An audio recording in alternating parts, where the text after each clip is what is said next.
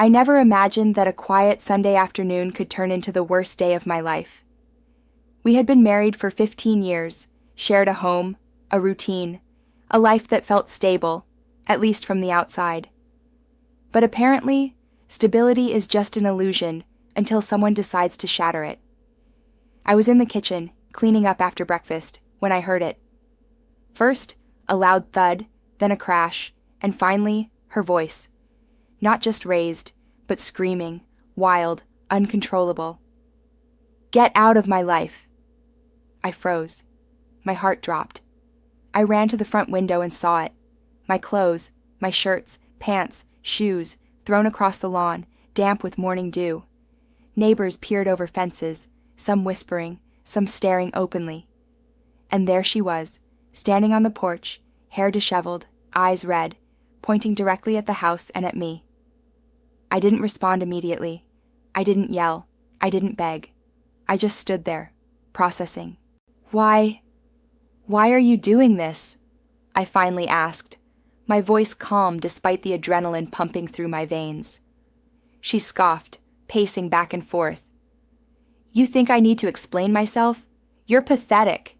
I can't stand living with you anymore." I took a deep breath. I could see now that this wasn't just anger. It was intentional. A performance, meant to humiliate, to assert control, to hurt. But I refused to play her game. "I'm not going anywhere until you calm down," I said evenly. Her eyes narrowed. "Calm down? You have no idea what I've discovered, how much I've endured. You're a liar, a coward, a—" "Enough," I said, holding up my hand. My voice carried more weight than I felt. "Whatever you think, screaming and throwing my belongings doesn't prove anything. It just shows that you're afraid of facing the truth." Her breathing was heavy now. She sank onto the porch steps, wiping at her tears with the back of her hand. "The truth?" she whispered. "You don't even know the half of it." I nodded slowly. Maybe I don't, but I know enough.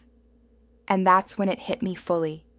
The months of subtle lies, the nights she said she was working late, the whispers over the phone, the sudden excitement when someone messaged her. I had suspected something, yes, but seeing this, seeing her break, seeing the aggression, the betrayal, it all confirmed what I had feared. She had been unfaithful. She looked at me, confused, angry, and maybe even a little scared. "So, you know?"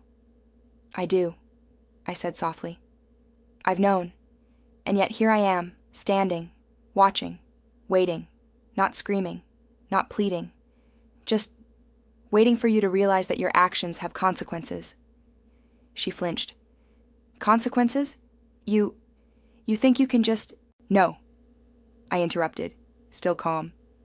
"I can't control your choices, but I can control mine. And I choose not to let this destroy me. I choose to leave, eventually.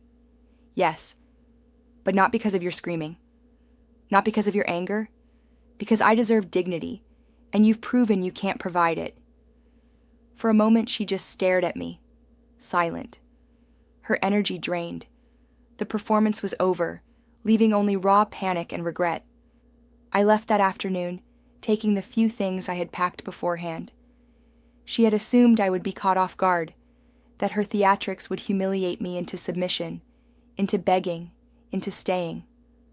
But I had spent months preparing, quietly, strategically, protecting myself emotionally, legally, financially. Neighbors whispered as I loaded my car, some recognizing the tension, some too polite to ask. I didn't care. The only thing that mattered was reclaiming my life from someone who had chosen deceit, manipulation, and disrespect over trust, over love, over what we had built. Weeks later, the aftermath was surreal. She sent angry texts, frantic calls, and even showed up at my temporary apartment, begging, threatening, crying. But I had learned the most important lesson. Her betrayal was hers. My reaction, my dignity, my life, those were mine. I didn't respond. I didn't engage. The more she tried, the more I stayed silent and steady. Eventually, she realized that control had slipped from her grasp. She could scream, throw things, manipulate appearances, but she couldn't force me to compromise my worth. Months later, when the dust had settled and the divorce papers were finalized, I understood something crucial. Betrayal is loud in its actions, but silence in response can be even louder. By refusing to yell, to beg, or to fight on her terms, I had reclaimed my power. I had removed the chaos she wanted to create, replacing it with calm, calculated movement toward my future. Sometimes, the most dramatic acts of betrayal force you to act, not with emotion, but with clarity. She threw my clothes on the lawn thinking she was destroying me. But in reality, she only highlighted my freedom. Freedom from someone who had no respect. Freedom from a marriage built on lies. Freedom to rebuild a life on my own terms. Looking back, I realized that day, the yelling, the chaos, the humiliation, was the moment I truly woke up. Not to anger, not to revenge, but to self-respect, clarity, and the knowledge that I would never again allow someone else's betrayal to define my life. She thought she had won that day. She thought the screaming and the thrown clothes would break me.